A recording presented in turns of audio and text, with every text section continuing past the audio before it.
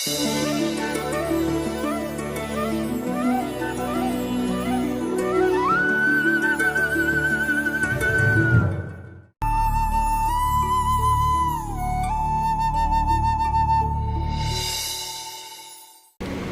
में प्यारे भाई और बहन मन, आज मोय रौरे मन के पुराना नियम के भाग जेके हमरे कहिला ज्ञान के पुस्तक ई भाग के आधार में शिक्षा देख जात हों। हमरे पुराना नियम के 4 भाग कही रही और एगो तीसरा भाग ही के जहाँ हमरे ज्ञान के पुस्तक और गीत पुस्तक के हिसाब करीला। लेकिन ई भाग में जे 7 पुस्तक है उकर से आज 5 पुस्तक के आधार में मोय रौरे मन के शिक्षा देबों। शिक्षा देवे के पहले हमरे सुक्ति ग्रंथ से सुनाब वचन के 1 अध्याय वचन संख्या 1 से 4 और 7 के सुनाब जे हमरे के बुझे के लगी मदद करी।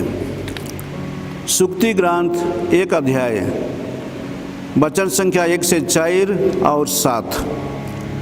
इस्राएल के राजा दाऊद के पुत्र सुलेमान की सुक्तियाँ, जिससे मनुष्य प्राज्ञा और अनुशासन ग्रहण करे, गंभीर वचनों का अर्थ समझे, संयमपूर्ण जीवन बिताने की शिक्षा, न्याय, कर्तव्यबोध और सच्चाई प्राप्त करे, भोले भाले लोगों को समझदारी और नवयुवकों को ज्ञान और विवेक मिले।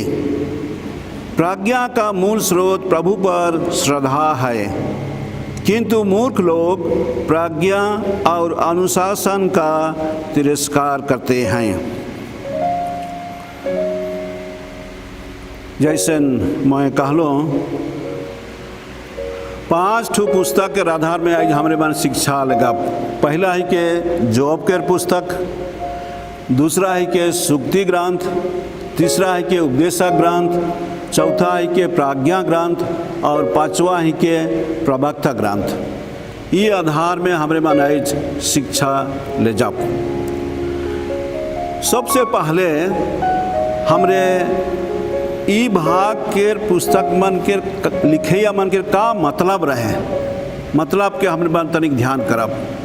मतलब यह रहे कि ई पुस्तक मन के जरिए से बुजुर्ग आदमी मन नवयुवक मन के शिक्षा दे खोज रहे हैं और अपन धर्म, अपन परंपरा, अपन संस्कृति के आधार में उमन के अनुशासन में रह के जीवन में सफलता पावे के लगी उमन के शिक्षा दिलाएं। ये सबसे पहले हमरे के बुझे हुई। हमरे भी सोचे परब चाहे ध्यान करे परब कि कौन परिस्थिति में पुस्तक में लिखल गलक।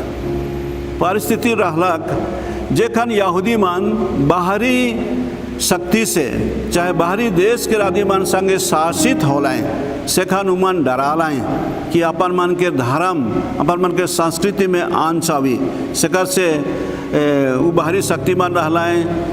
पर्सिया देश के आदमी मन और मिस्र देश के आदिमान और दूसरा देश के आदिमान सेकर लगिन उमन, ग्रीस देश के आदिमान भी सेकर लगिन उमन अपन हिसाब में जे मूसा नबी के नियम रहलक और दूसरा परंपरा रहलक के शिक्षा दे हैं। तो ईगो रहलक परिस्थिति।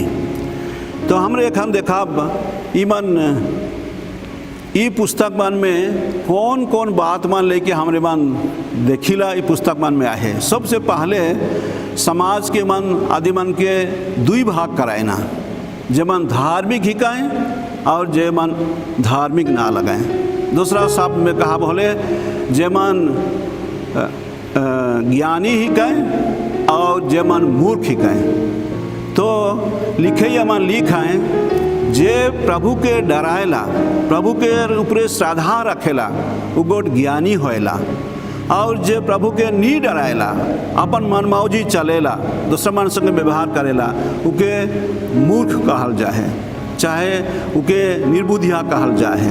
तो ये लेके 2 रकम के आदिमान हमरे पविला ई भाग में। और ज्ञान के शुरुआत चाहे ज्ञान के शुरू प्रभु ही कहें, कारण कि उमन साधारण ज्ञान के धार्मिक ज्ञान संगे जोड़ दे हैं सकर से ज्ञान के शुरुआत चाहे ज्ञान के शुरू प्रभु ईश्वर है ही कहें इके हमरे पाविला।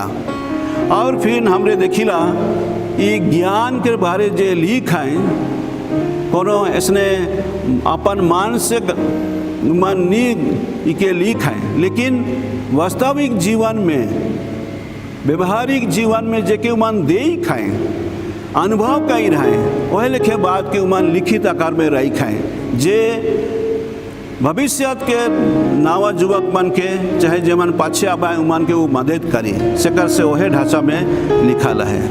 और ये भाग में हमरे मन उतना मुक्ति इतिहास के बात मान के नहीं सुनीला जैसे दूसरा भाग में पावेला। और यहाँ जीवन के साथ में दुख जोड़ा किया है और दुख भी गोटे जीवन के भाग के ये लिखे विषय लेके भी उमन लिखें। और लिखे के तरीका ऐसे न है कि ये लिखें उके उमन कहावत के आधार में लिखें, कहावत लिखें जैसे मैं बुझे के लगिन कहबो हमार सादरी भाषा में चाहे हमार आदिवासी मन के बीच में सादरी कहावत मन है। एक दो मैं नमूना देव हले रौरे मानी के बेस बुझे परब। एक ठू आहे हमरे कहिला दातुन खान नहीं तो तमा खान, अर्थात जे चीज यदि छोट समय में नहीं हो पारलक हले वो बड़ समय में नहीं होएला से लगिन हमरे कहिला दातुन खान नहीं तो तमा खान। और वह लिखे गोटे कहे बाप चढ़े घोड़ा तो बेटा चढ़े थोड़ा थोड़ा, अर्थात बेटा अपन कार्यक धारक में बाप के गुड़ियाला से लगिन के कहावत के रखल जा है बाप चढ़े घोड़ा तो बेटा चढ़े थोड़ा थोड़ा। और गोटे का है जितना बूढ़ा उतना टेढ़ा, यानी आदमी बूढ़ा होले दूसरा मन के सलाह चाहे गुट के नहीं सुनाइना और अपन मनमानी कराइना से लगिन उमन के दूसरा आदिमान के कहना है कि जितना एक जन बूढ़ा होइला उतना वो टेढ़ा होते जाएला। तो ये मन कहावत के तो यह लिखे कहावत के आधार में ज्ञान के बात के मन प्रकट कर रहे हैं जेके आदिमान साहस से धारक परवा बुझे परवा यह लिखे बात मन आहे। तो ये गोट पहला सोच के कि उमान यह लिखें कहावत के जरिए से लिखें। दूसरा है कि गीत के आकार में लिखें। गीत के आकार में लिखे का मतलब है कि उमान बुद्धि विवेक के नहीं लेकिन हृदय के भावना के उमान प्रकट कर रहे हैं। हमारे मन गीत में हृदय के भावना हमरे का अनुभव करेला उके प्रकट करेला से लगिन गीत के आधार में हमरे ये पुस्तक मन के में पावब। और ये लिखल मन शिक्षा दियल जाहे बुजुर्ग आदमी मन से जे मन उम्र में छोट हैं चाहे हमरे कहा नवयुवक युवती मन हिकाए उमा लगे लिखल जाए तो लिखे के तरीका मन यह लिखे है। तो एक मैं बुझाए कोशिश करबो हर एक पुस्तक जे आहे ये पुस्तक के छोटे छोटे शब्द में उकर सारांश के बताबो। हमरे जरूरी भाग के ज्ञान के पुस्तक कहिला और अलग अलग आहे पुस्तक मन, लेकिन हर एक पुस्तक के गोटे गोटे विषय वस्तु है। जैसे जोब के पुस्तक में हमें मन सुनब एक यहूदी परिवार जेकर घर के नाम मालिक के जोब ये अपन परिवार में विश्वास में और अपन धैर्य के जीवन में धीरज धै के चलक उकर गोटे घटना चाहे कहानी के बताएला। वो परिवार में बहुत धन संपत्ति और बहुत अच्छा से रहलक, लेकिन ईश्वर के अनुमति से शैतान उके परीक्षा लगेला और परीक्षा के समय में उकर संग साथी मन उके चिढ़ाए ना उनके सवाल कराए ना कि जोब देख तो धनी आदमी चाहे धार्मिक आदमी आपने के कहले लेकिन तो ठिने खान बीमारी और तो धन संपत्ति चल गलक तो ईश्वर के नज़र में तो सही आदमी ना लगिस। लेकिन जोब कहियो अपन विश्वास में नहीं हिने होने होएला और वो धीरज धरेला। वो इतना तक कहला अपन जीवन के बारे कि मैं ई दुनिया में नंगा आलो और ई दुनिया से मैं नंगा घुस जाबो, यानी ईश्वर के ऊपर सब कोनो के विश्वास में छोड़ देवेला और ईश्वर के ऊपर वो आधारित रहेला। तो यह लेके हमरे जॉब के पुस्तक में हमरे ज्ञान से भरल पुस्तक विषय वस्तु मान के पाविला जे हमार लगिन प्रेरणा देवेला, हमरे के शिक्षा देवेला। दूसरा पुस्तक है सुक्ति के पुस्तक, ये हमरे अंग्रेजी में कहा थी प्रोवर्ब्स, और इस सुक्ति के पुस्तक में सब रकम के विषय लेके लिखा है। कैसे आयो अबामन स्वपुतमन संग व्यवहार करवाएं, कैसे साधारण आदमी मन हमरे पैसा कौड़ी के रूप में कैसे व्यवहार करब, चाहे कैसे उनके देखाब, चाहे छोड़ा छोड़ी मन के संबंध लेके ऐसे कायनोट विषय लेके ईमान लिखा है। सकर से इस सुक्ति पुस्तक में हमरे बहुत अच्छा ढंग से व्यवहारिक ज्ञान के बात मान के लिखल जाए। तीसरा पुस्तक है उपदेशक पुस्तक, और ये उपदेशक पुस्तक के अंग्रेजी में अनुवाद हिसाब से कहल जाए एक्लेसियास्टिस, लेकिन इकर इब्रानी नाम ही के कोहेलेत, चाहे कोहेलेत कहे ना, जे कि समुदाय से गठन समुदाय से आवेला, चाहे हमरे कहिला कहल। तो कहल और कोहेलेत ईमान जोड़ाला है, और जे गोष्ठी के मुखिया है के उगो उपदेश देवेला, दूसरा मन के उपदेश देवेला। से कारण से ये पुस्तक के नाम उपदेशक ग्रंथ रखल जाए। और ये पुस्तक में आगे लिखे हैं नव युवक युवती मन के अनुभव के बात के बताल जाएला, और यहाँ भी वह बात मान के प्राय कहल जाए अलग अलग परिस्थिति में कैसन हमरे के चले के चाहिए। लेकिन एक तो यहाँ गोटे बात के कहल जाए कि हमार जीवन एक रकम से निसार ही के, हमरे अंग्रेजी में सुनीला भानिटी चाहे यूजलेस।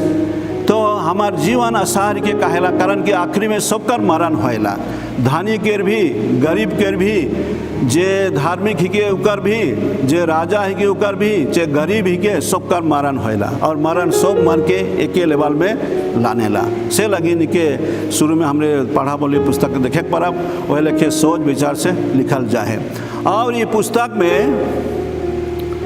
पुस्तक में हमरे मान देखे पड़ब कि लेखक समय के बेस व्यवहार के आधार में अच्छा शिक्षा दे है। कि हमरे 3 अध्याय में पाविला वो लिख है सब कोनो के समय है, जन्म होए के लगिन, मरण होए के लगिन, यानी मोरे के लगिन, हमरे के कोनो रोपे के लगिन और कोनो तोड़े के लगिन, केखो हमरे के बोलाएक चाहे केखो भेजेक, इसने कह के वो बहुत अच्छा से लिखा है। यानी समय चाहे जीवन ईश्वर संगे जोड़ाला है, और ईश्वर के निर्देश अनुसार सब को न होएला, ईश्वर सब के मालिक का है। यह लिखे बात हमरे उपदेशक ग्रंथ में हमरे मन सुनीला।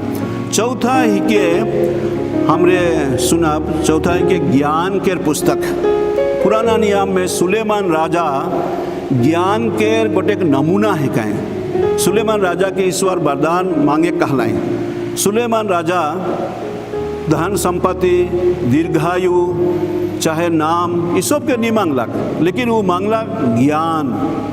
का लगिन ज्ञान मांगलक? यह लगिन क्यों आदि मन के इतना बड़का प्रजा के गोष्ठी के वो शासन करे पारी, सही शासन करे पारी, न्याय दे पारी। से लगिन सुलेमान राजा के पुराना नियम में और ये पुस्तक में भी प्राज्ञा के गोटे गुरु समझल जाएला, और उकर प्राज्ञा मान बहुत अलग अलग विषय लेके लिखल है।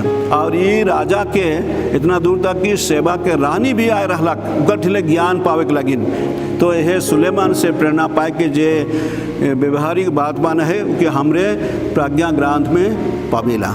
और आखिरी में हमरे पाविला आखिरी पुस्तक के प्रवक्ता ग्रंथ। ये प्रवक्ता ग्रंथ भी बहुत अच्छा से व्यवहारिक आधार लेके लिखल जाए, जहाँ ज्ञान गोट अनुशासन और ईश्वर की पूजा अर्चना संगे जोड़ाला है।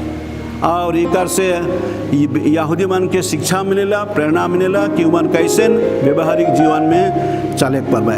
तो प्यारे भाई और बहन मन, हमरे आज 5 पुस्तक मन के आधार में ज्ञान के पुस्तक के विशेषता मन के देखली और ये पुस्तक मन के छोटे छोटे परिचय दियाल गलक रौरे मन अलग अलग समय में अलग अलग पुस्तक मन के पढ़ के इकर बारे विस्तीर्ण जाने के परब और इकर से अपन मन बगरा गहरे से हमरे मन बुझे के परब। तो आज के शिक्षा के ये ठिन मैं रखा तो हमरे जे आज सुनली सीखली ई ज्ञान के पुस्तक के भाग में हमरे मन सीखली और ईमान पुस्तक मन हमरे के अधिक जाने के लगी हमरे के प्रभु के वचन के पढ़े खुई और उकर आधार में ध्यान करे खुई। इतने आज के शिक्षा कह के मैं अंत कराता हूँ।